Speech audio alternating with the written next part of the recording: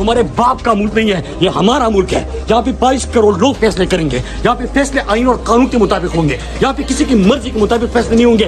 बंद कर दो ये बंद कमरों में फैसले करने वाले, बंद कर दो ये खुद को जमीन पे खुदा समझने वाले। अरे क्या बात करते हैं आप मुराद साहब, ये इनके बाप का मुल्क है, किसमें जुर्रत हुई है 70 साल में इनसे सवाल पूछ सके।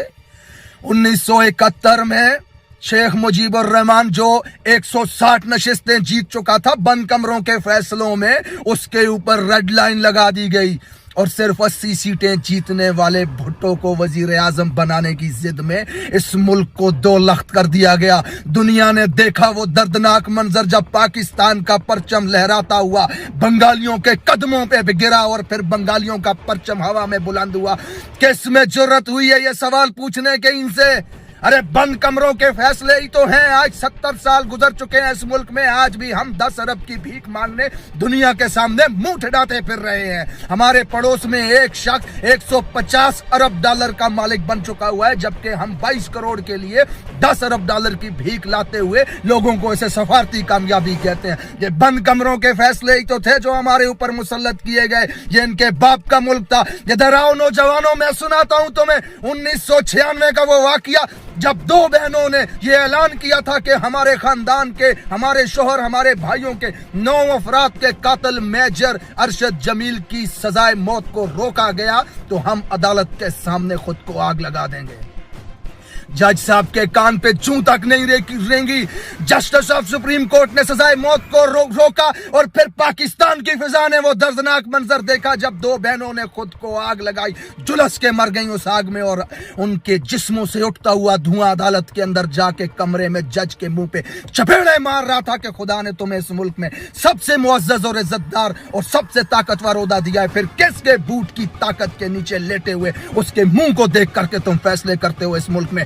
अरे अपने खानदान के 9 मकतूलों को इंसाफ देने के लिए 2 जवान बहनों को खुद को आग लगानी पड़ी।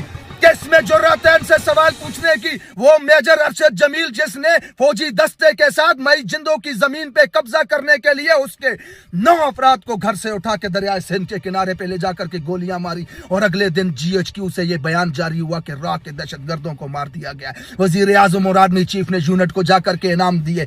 ये तो बाद में सहाफियों की तहकीकात से पता चला कि मेजर अरशद जमील वडेरे के साथ मिलकर मई जिंदों की जमीन पे कब्जा करने के लिए उसके घर के अफराद को अगवा करके के जाके कत्ल करता है। अरे कौन है इस मुल्क में इनसे सवाल पूछने वाला?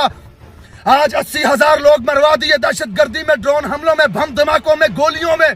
किसने पूछा आज तक इनसे सवाल? आज जिस कब्रिस्तान में जाएं आप, वहां पे 50 कब्रों के ऊपर पाकिस्तान का झंडा लहराता हुआ आपको नजर आएगा। मर रहे हैं फौजी रोज दहशतगर्दी में। आज तक 1 इंच जमीन पे हमने कब्जा नहीं किया, किसी मुल्क में जाके बमबारी नहीं की, किसी के साथ हालत जंग में नहीं है हम, फिर भी हमारे लोग दहशतगर्दी में मर रहे हैं। किस में जुर्रत है सवाल पूछने की इनसे? ये बंद कमरों के फैसले हैं जो इंसानी जानों का सौदा करते हैं, जो जमीरों का सौदा करते हैं, जो हमारे पैसों का सौदा करते हैं। अरे हमारे जिस्मों से, हड्डियों से गोश्त तक नोच कर खा चुके हैं, जो उनको हमारे ऊपर मुसल्लत कर दिया गया है, जिनकी करप्शन की दास्तानें कंधार से वाशिंगटन तक फैली हुई हैं, जो लूट के खा गए हैं इस मुल्क में, जिनके नौकरों के अकाउंटों से अरबों रुपया मिलता है, जिनके गुलामों के अकाउंट से अरबों रुपया मिलता है। इवन फील्ड में खरबों की जायदाद के मालिक, 1.8 बिलियन का मालिक वो जरदारी और उसका लौंडा, 1.6 बिलियन का मालिक ये नवाज शरीफ और उसकी लौंडिया हमारे ऊपर मुसल्लत किए गए। अवाम का हर दुश्मन जेलों से निकाल के, अदालतों से निकाल के अवाम के ऊपर हुक्मरान बना दिया गया है। किसके फैसले हैं ये? कौन जा सकता है इनके खिलाफ? आज 22 करोड़ अवाम अगर इमरान खान को मोहसिन समझती है, अगर उन्हें लगता है कि यह शख्स हमें भूख से निकाल सकता है, उन्हें लगता है कि यह शख्स हमें गुर्बत से निकाल सकता है, उन्हें लगता है कि यह शख्स हमें बैनुल अक़वामी दुनिया में इज्जत दिला सकता है, उन्हें लगता है कि यह शख्स हमें गुलामी से आजाद करवा सकता है, तो करने दो अवाम को अपनी मर्जी का फैसला। मत करो हमारे ऊपर मुसल्लत अपने फैसलों को। बात करते हो हमारी हड्डियों से गोश्त तक नोच के ले जा चुके हो, ट्रक के पीछे हम आटे के लिए लाइनों में मर रहे हैं। आज ये बंद कमरों के फैसले थे, जिनके बाप का मुल्क था, जो इनके फैसलों के खिलाफ कोई खड़ा ना हो सका, तो आज हम इस हालत में हैं। जो जुर्रत आज मुराद सईद कर रहा है, वो जुर्रत इस मुल्क के 22 करोड़ आवाम को करनी पड़ेगी। सवाल पूछना पड़ेगा, अपने हक के लिए खड़ा होना पड़ेगा। आजादी ऐसे प्लेट में रख करके नहीं मिलती। डर को छोड़ो, खौफ को छोड़ो, میرے سے زیادہ محب وطن کون ہے؟ مجھ سے زیادہ اپنی کوچ سے محبت کرنے والا کون ہے؟ ارے کفن میں لپٹی لاش جب گھر پہ آتی ہے تو آنسو بہاتے ہوئے یہ کہتے ہو میں فخر ہے ہمارا بیٹا شہید ہوا، وطن پہ ہونا چاہیے فخر، لیکن یہ سوال پوچھا کرو کس نے ہمارے بیٹے کو مارا؟ کس جنگ میں ہمارا بیٹا شہید ہوا؟ کہاں ہے ہمارے بیٹے کو مارنے والا؟ کب ختم ہوگی یہ دہشت گردی؟ کب بند ہوں گے ہمارے بیٹے مرنے؟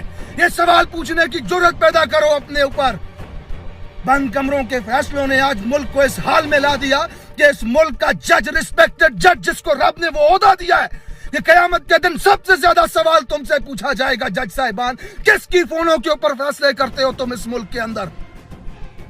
اگر اس ملک کے نظام کو بدلنا چاہتے ہو، اپنے آنے والی نسلوں کے مستقبل کو بدلنا چاہتے ہو، تو کھڑے ہو کر کے سوال پوچھو۔ یہ بند کمروں میں کیے گئے فیصلوں کو مسترد کرو، اپنے فیصلے خود کرو اس ملک کے اندر۔